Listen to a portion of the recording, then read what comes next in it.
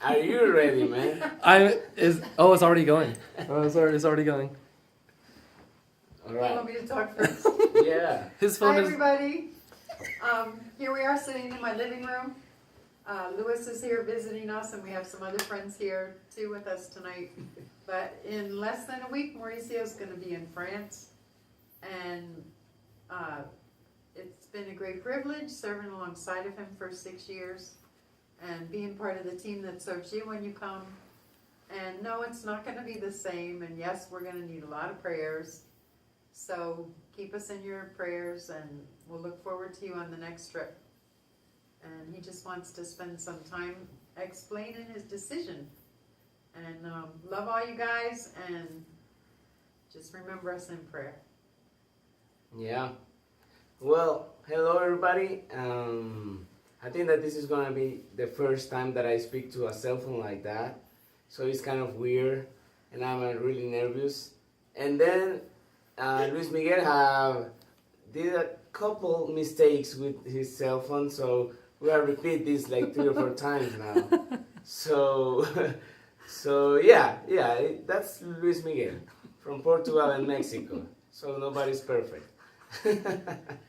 And I just want to say that every time that I have received you here with the staff that works here to waiting for you and serving with you here in El Salvador, it has been such a pleasure for me to serve the Lord with you, and every group has been special for me, for my wife, for my team, my church. So I am so thankful with God that we have Luis Miguel here, because he kind of represent you here during this weekend.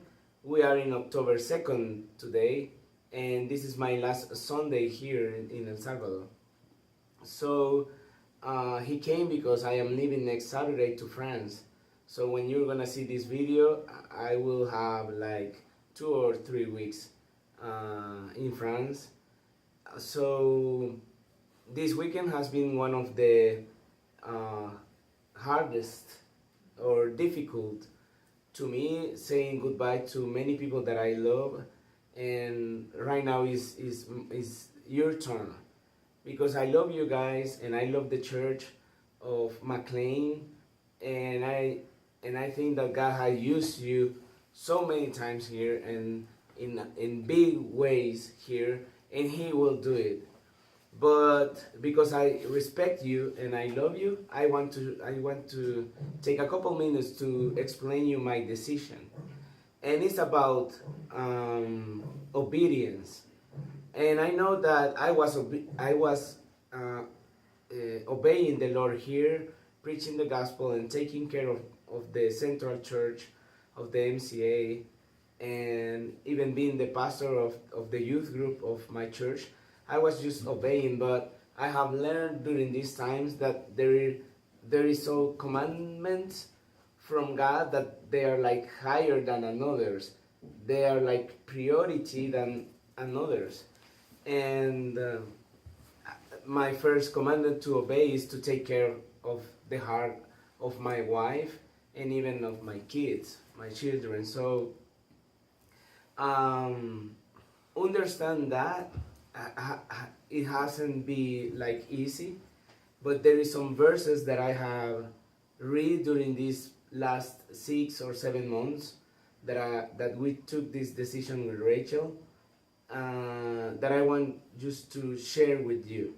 But I will ask Linda to read it because it is in English, and I'm not a good reader in English. So it is in John chapter 20, and the verse is the verse here 20. 21:20. Yeah 21. Yeah, please. Feed my sheep. Jesus said, "Feed my sheep. I tell you the truth. When you were younger, you dressed yourself and went where you wanted. But when you are old, you will stretch out your hands, and someone else will dress you and lead you where you do not want to go. And the next one. Jesus said this to indicate the kind of death by which Peter would glorify God. Then he said to him, "Follow me." Yeah, well, it is so hard to follow someone that is telling you the way that you're gonna die. And it's so hard to follow someone that he's telling you that he's going to take you to a place where you don't want to go. And I feel the same because it is so hard to me to leave this country, to leave my call, to leave the church that I was that I have been the pastor for many years there, and to leave the family that I have here, to leave my mom, my US mom, my friends, my kids. So, but he's telling me that he's taking me to places where I don't want to go. But even though he's saying that, he say, "Follow me," and that's what I am doing now. Follow the Lord and obeying the Lord in the commandments that He has telling me to do. And it is hard because I love what I was doing here. It is hard because I love my country and I love my people. And even if France is a better country than here, and the economy is better, and the society is better, and the conditions maybe are better, but I was doing God's will here. And I am sure that I will do His will over there too, and that I will share the gospel to the French people and all that. But it was a place where I didn't want to go. I really want to stay here and keep preaching the gospel to all the municipios here, as you know, as you pray for that. And just to let you know, I have been in, well, until today, I was in 171 municipios of the 262. And during these days, we are leaving tomorrow to La Unión, and we are going to visit 2 more municipios. So my goal is not going to be done. I will be in 173 municipios, but the Lord knows that my desire was to conquer that goal, but He said no. And this is the other passage. There is more, but I just want to read this two for you guys. And this is the other one in Hebrews chapter 11. At the end of that big chapter, speaking about heroes of faith, it says like this. It is the verse, 37 until, or 38 if you want. Hebrews chapter 11, starting in verse 37. They were stoned and they were put in prison.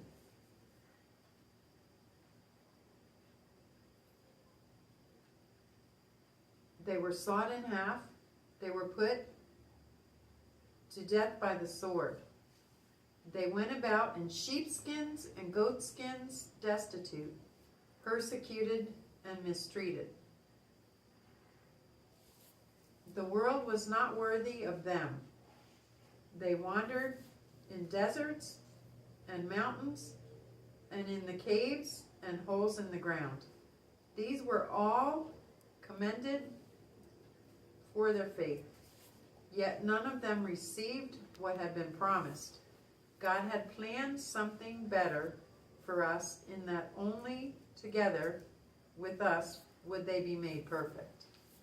Well, here it says all the suffers that they had, and at the end it says that the world was not worthy of them, but then it says, these were all commended for their faith, yet none of them received what had been promised. So this is like the things that they have like happened to me. that I received this promise from God to preach the gospel in every single city of this country, but I will not see that. It is like Moses when the Lord said to him that he's gonna go with the people to the promised land, and at the end of Deuteronomy you can see that he's dead. That God just took him to the mountain and said, "Do you see that land? Well, that is the land, but you're gonna die today." Well, He is God, and He is the soberano, the sovereign, sovereign, and He's the owner of His church, of His gospel, of His people, of His servant. And my hope is that verse 40 that it says, God had planned something better for us. So I just want to tell you that even that I will not be here, I am pretty sure that God had prepared something better for you. Because it's not about me. It is not about Mauricio here, and it is not that the McLean people is expecting to see this guy that everybody is speaking about him.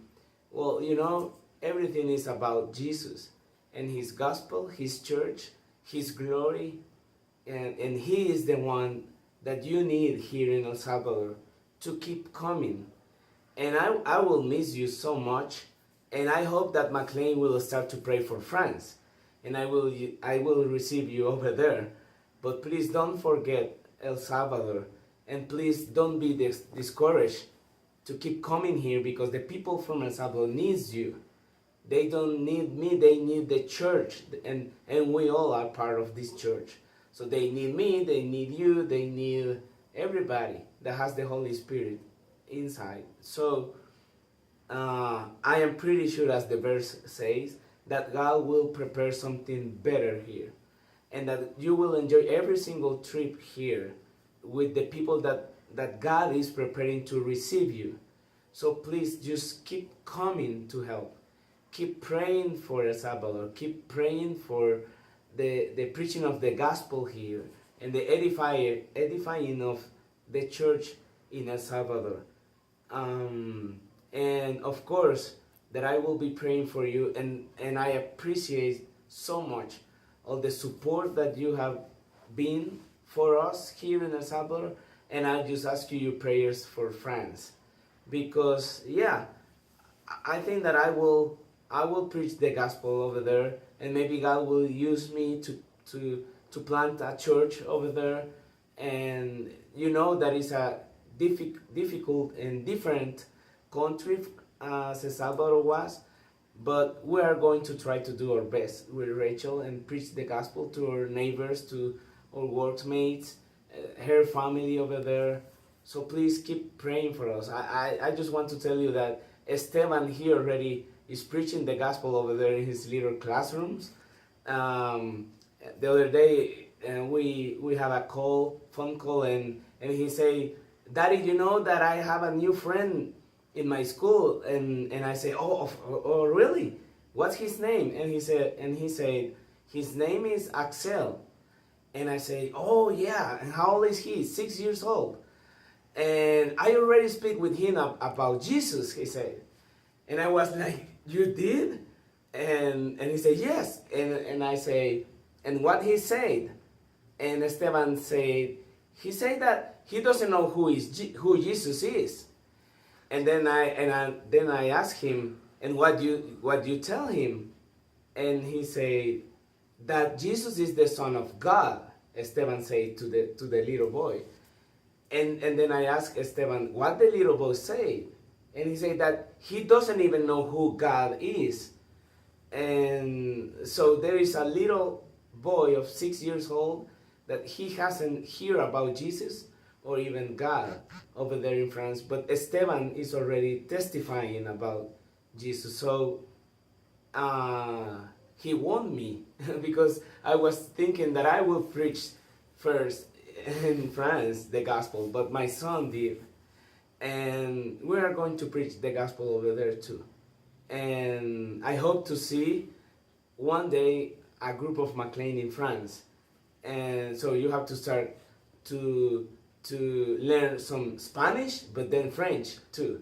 So you have work, studying language, and thank you so much for your love for me, for this country. But I think that the love that you have is for Jesus, and that's perfect. And I will miss you guys, and I will pray for you. And please don't forget El Salvador and start to think in France. God bless you, and I love you so much.